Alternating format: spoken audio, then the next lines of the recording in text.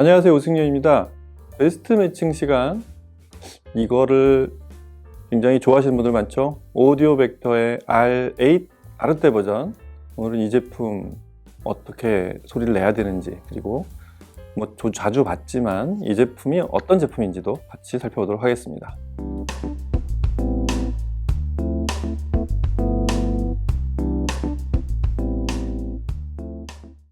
네, R8 아르떼는 작년, 재작년 미국 평단에서 연속 상을 받았죠. 올해의 제품상, 에디터스 초이스, 그러니까 노른자위 상들을 다 휩쓸었어요. 그럴 수밖에 없었던 게, 제가 보는 이 제품의 소리는 미국 하이엔드에는 없는 소리예요. 어떤 건 미국 제품들이 더 낫다고 할 수도 있고, 또 미국 제품들 장점도 당연히 있죠. 근데 미국 스피커들에서는 발견하기 어려운 제품의 이 포맷도 그렇고, 더 큰 건 사운드적으로 그렇다는 얘기입니다. 이 스피커도 70년대 시작한 회사라는 게 사실은 오디오 벡터를 보는 어떤 힌트 같은 게 될 수 있어요. 아버지가 설립을 해서 지금 이제 2대 경영을 하고 있죠. 굉장히 탄탄한 회사입니다. 우리나라에 들어온 게 아주 예전에 잠깐 들어왔다 사라지고, 그리고 이제 우리나라에 들어온 지가 얼마 안 돼서 그렇게 오래된 회사인 줄을 잘 의식 못하는 경우가 있는데, 유럽에 가보면, 특히 오디오 페어에 가면 오디오 벡터 스피커를 사이즈별로, 그 다음에 이 등급별로 굉장히 다양한 부스에 사용하고 있는 걸 볼 수 있어요. 이 프로모션 능력도 대단히 좋은 것 같습니다. 친화력도 되게 좋은 것 같고요. 근데 더 좋은 건 당연히 품질이 안 좋으면 그걸 굳이 쓸 일이 없는데, 기본적으로 어느 앰프들하고도 이렇게 마찰 없이, 위화감 없이 잘 어울리는 그런 소리를 내는 스피커라는 게 주요했던 것 같습니다. R8 아르떼는 오디오 벡터 전체 서열 중에서 위에서 두 번째죠. 오디오 벡터가 이제 QR 시리즈가 R 시리즈가 있는데, QR은 이제 조금 보급형으로 만든 제품들이고, 이제 R 시리즈가 이제 메인인데 11, 8, 6, 3, 1 이렇게 내려오죠. 1은 스탠드 거치형이고요. 8은 실질적으로는, 11은 R11은 사진으로만 보는 경우가 많고, 이런 행사나 어디 일반적으로 시연할 때 잘 등장하지 않아요. 그래서 저희는 종종 상징적인 제품이라고 하고, 실질적인 플래그십을 R8으로 봅니다. 그리고 오디오 벡터의 특징 중에 하나가 등급이 똑같은 플랫폼을 놓고 등급이 3가지가 있죠. 시그너처, 아방가르드, 그리고 이제 아르떼. 각 단계마다 차이가 은근히 큽니다. 겉으로 보기엔 거의 똑같아 보이는데, 시그너처랑 아방가르드는 당연히 유닛이 좀 다릅니다. 아방가르드하고 아르떼는 AMT, 리본형 트위터를 쓰고, 시그너처는 그냥 일반 보험을 쓰기 때문에 그건 좀 구분이 되는데, 그 나머지 부분, 특히 아방가르드하고 아르떼는 겉으로 보기엔 거의 동일해 보여요. 근데 안쪽에 아방가르드하고 아르떼만 해도 옵션이 한 13가지인가 서로 차이가 많이 납니다. 소리도 많이 다르고요. 그걸 굳이 이렇게 똑같이 한 게 좀 가능하면, 미국의 제작사 같았으면 아예 디자인을 다르게 했을 거예요. 근데 이 회사의 또 그런 고유의 특징 중에 하나가 플랫폼을 공유한다는 데 있습니다. 오디오 벡터는 초기부터 사용자가 그 스피커 옵션을 선택할 수 있게 그런 여러 가지를 뒀어요. 예를 들면은, 나는 여기 유닛 하나를 이거로 바꿔주세요. 그 다음에 나는 이 안쪽의 재질을 나는 그냥 금속으로 해주세요 라든가, 이런 걸 다 만들어줬어요. 그래서 그걸 만들다 보니까, 이거를 등급별로, 그걸 그냥 만들고 싶어서 손으로 만드는 게 아니라 자재도 준비해 놓고 그래야 될 거 아니에요. 그러다 보니까 이런 옵션을 두게 된, 그게 아마 그래서 연유가 된 게 아닐까 싶은데, 그게 굉장히 좋은 쪽으로 발전을 했어요. 그래서 아주 깨알 같은, 예를 들면 극저온 처리하는 거, 그 다음에 트위터의 뒤쪽을 개방하고 앞쪽 패널을 좀 바꿔서 그 공간을 좀 더 넓게 나오거나 아니거나, 그 다음에 프리덤 그라운드라고 해서 안에서 생긴 공진을 밖으로 배출해 줄 수 있는 옵션을 두거나, 이런 수많은 옵션을, 그게 한 20여 가지 되더라고요. 그런 거를 나눠놓고 그거를 적용을 전체를 다 하면 최상위, 한 반만 하면 그 아래 3분의 1만 하면 일반 보급형, 이렇게 등급을 나누는 게 이게 다른 회사는 없는 또 특유의 방식이죠. 여하튼 이런 것들이 제품을 상당히 다양하게, 그리고 수많은 사용자들이 각자의 기호에 맞게 그 오디오 벡터 제품을 고를 수 있는데 많은 기여를 당연히 했을 거예요. R8 아르테는 실질적인 플래그십답게 이 제품 자체가 그대로 오디오 벡터의 모든 것을 다 보여주는, 모든 옵션이 다 담겨 있고 오디오 벡터의 소리가 어떤지, 그게 또 다른 회사들하고 어떻게 다른지 이런 거를 아주 잘 보여주는 레퍼런스라고 할 수 있겠습니다. 유닛이 앞에서 보면 딱 4개가 보이죠. 맨 위에 AMT. 이게 아방가르드랑 말씀드렸듯이 비슷해 보이지만 여기 쓰이는 AMT는 아르테 버전은 RAMT라고 해서 뒤쪽을 일단 개방시켰고요. 앞쪽에 이 패널의 그 뒷면 그릴을 좀 다르게 설계했어요. 이렇게 한 이유는 그 에너지, 그 소위 AMT의 떨림이 좀 더 지탱을 잘하는, 좀 더 많은 에너지를 줘도 왜곡이나 이런 회전에 문제가 없게 만든 그런 앞에 패널을 쓰고 있고, 뒤쪽을 개방해서 자사에서 포함하는 이 SEC라고 하죠. 사운드 스테이지 이넨스먼트 컨셉이라고 해서 입체 홀로그래픽한 스테이징이 더 잘 나오게 만든 이런 컨셉, 이런 옵션, 이런 게 적용이 되어 있고요. 아래쪽에 유닛이 이제 3개가, 이게 똑같은 6.5인치 구경의 그런 콘인데 3개가 그냥 배역이 약간은 다를 것 같은데 그냥 자사에서는 이걸 통칭 미드 우퍼라고 해요. 그래서 자그마치 미드레인지부터 우퍼 대역에 걸친 유닛을 3개를 똑같이 쓰고 있고, 그 다음에 보이지 않는 곳에 유닛이 3개나 있습니다. 바로 안쪽에, 바닥 쪽에 아래를 향해서 있는 6.5인치 앞에 있는 3개랑 똑같은 유닛이 하나 더 있고요. 근데 얘는 베이스 유닛이고요. 그리고 약간은 비스듬히 기울여서 8인치 아이소바릭이 있어요. 그러니까 위에 6.5인치가 진동을 하면 똑같은 압력으로 움직이는, 패시브로 움직이는 그런 진동판이 있다는 얘기죠. 그렇게 해서 뒤쪽으로 약간 사람이 뒤꿈치를 들듯이 뒤쪽으로 이렇게 그릴을 통해서 리플렉싱을 하는 그런 구조로 되어 있습니다. 그리고 뒤쪽을 보면 보이지 않는 곳에, 뒤쪽은 이렇게 가로로 이렇게 홈이 파져 있잖아요. 그게 개방이 되어 있는, 뒤쪽을 개방한 그 부분만 공기가 빠져나오게 만든 아래쪽 포트랑 구분되어 있는 그런 개방감을 주려고 만든 그런 일종의 포트들인데, 거기에 미드레인지가 또 하나 있어요.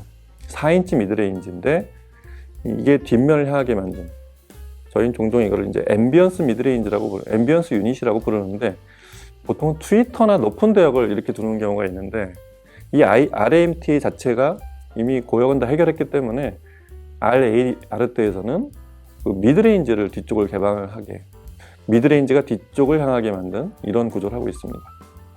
무엇보다 이 소재도 굉장히, 재질 이런 걸 굉장히 잘 쓰는 회사답게, 이 회사 사운드의 가장 큰 핵은 역시 RAMT가 최고 옵션의 그런 트위터이기도 하지만 이게 52kHz까지 재생을 합니다.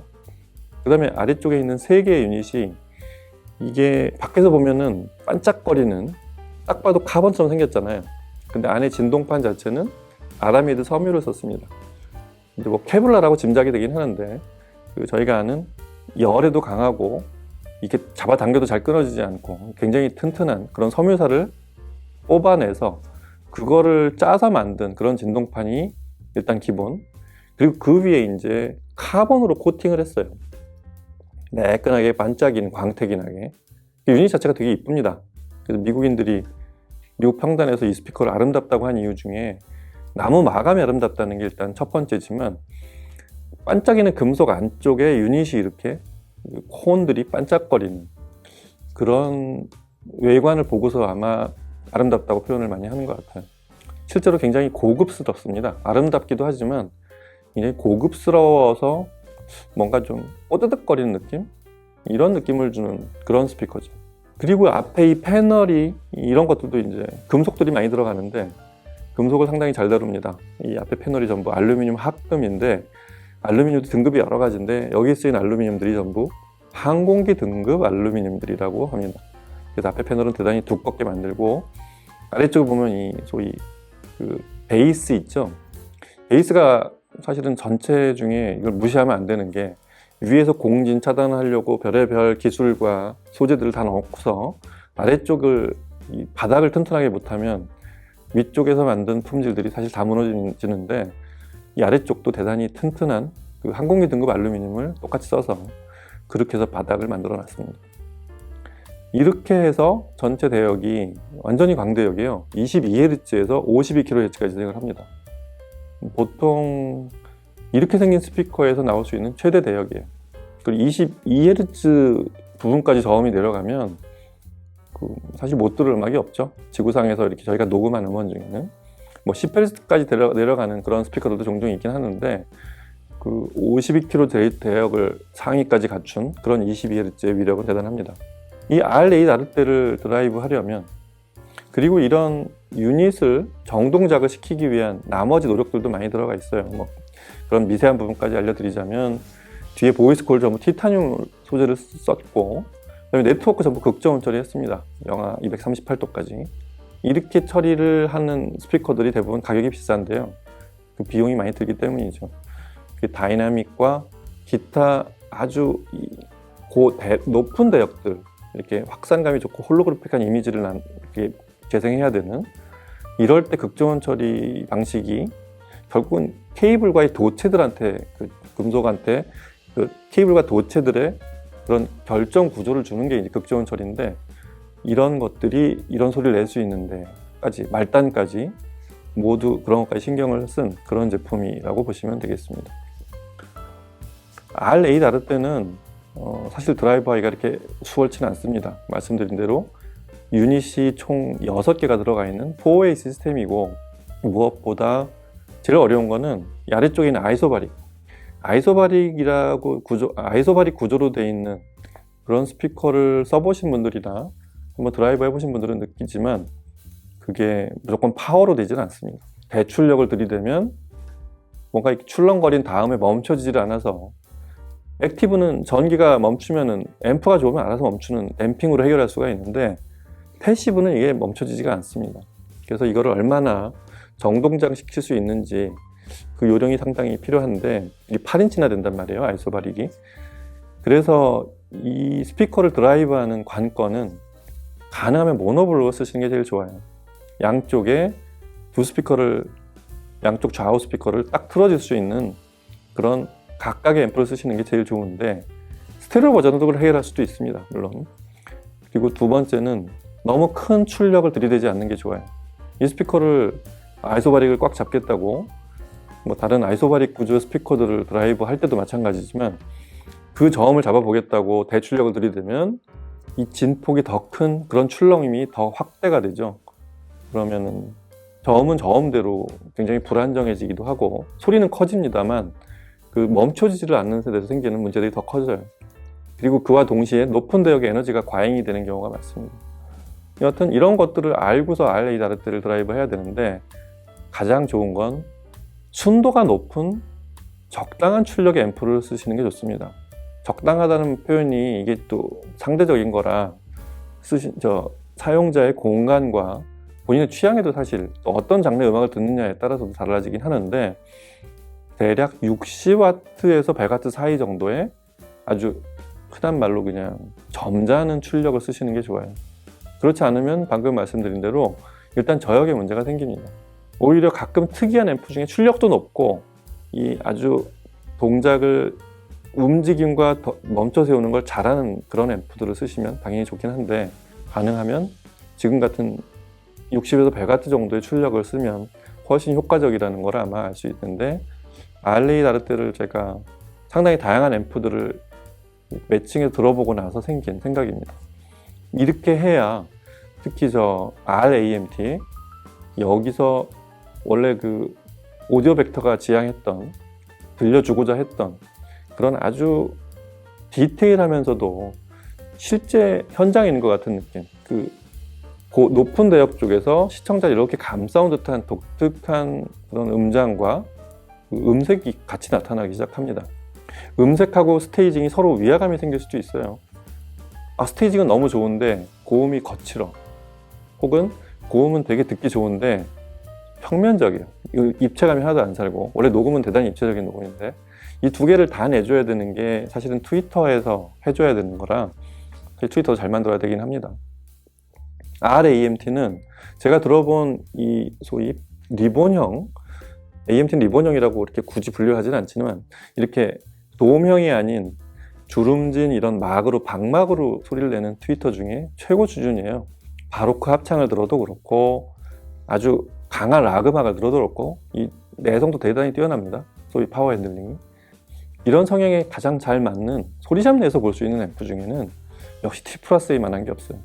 T+A는 아시겠지만 강한 힘으로 몰아붙이는 그런 스타일도 아니고, 그렇다고 해서 소리가 대단히 뭉툭해서 부드럽게만 느껴지는 포근한 느낌만 주는 그런 앰프도 아니고 전형적인 A클래스 소리를 들려줍니다. 그래서 섬세하면서도 옥죄지 않는 그런 컨트롤? 이게 지금 R이 나를 때고 굉장히 잘 맞아요. 다만 이제 T+A 제품은 상위로 가야 이제 이런 파워 핸들링이 좀 생겨나기 때문에 이런 파워를 즐기는 앰프를, 그런 걸 좋아하시는 분들이 들었을 때는 T+A하고 안 맞아요. T+A는 그런 앰프들한테 없는 아주 고순도 재생을 하는 그런 앰프예요. 원래 진공관에 가까운 그런 앰프입니다.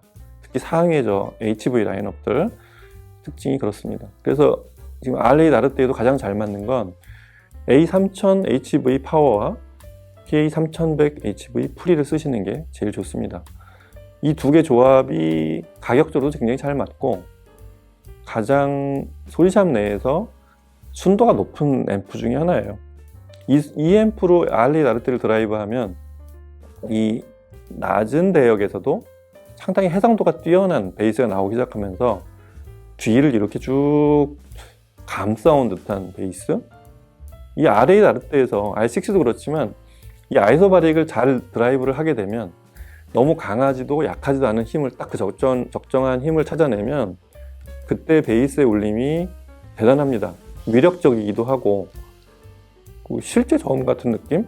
소위 벡터를 정확하게 때려내서, 이 회사 이름이 오디오 벡터잖아요. 그래서 그 정확하게 이거는 어디서 만들어낸 인공적인 음이 아니라 실제로 사람이 연주하고 있다. 예를 들면 저음을 치는 팀판이나 킥드럼, 베이스 같은 울림, 그런 소리를 내라고 만든 아이소바릭이거든요. 그거를 느끼지 않으면 사실 이걸 하나를 더 붙인 게 오히려 짐만 될 수 있어요. 그래서 그런 소리를 내는데 T+A가 아주 적당합니다. 참고로 미국 평론가들도 이 제품에 에디터스 초이스 올해 제품 상을 주면서 그때 매칭했던 앰프들이 60W급의 모노블록이었어요. 제가 보기엔 굉장히 잘 찾아냈다고 생각이 됩니다. 이 스피커를 잘 이해하고 제대로 들었다고 제가 이렇게 주제넘게 평가할 건 아니지만 이 스피커의 본질을 잘 설명해주는 부분이라고 생각이 됩니다. 자, 오늘은 오디오 벡터의 실질적인 플래그십 RA 나르테 다시 한번 돌아봤죠. 어떤 스피커인지, 그리고 어떻게 드라이브를 해야 되는지 제가 아는 한도 내에선 최대한 설명을 드렸습니다. 역시 이 앰프를 찾아가지고 RA 나르테를 꼭 들어보시기 바랍니다. 다음 시간에 뵐게요. 감사합니다.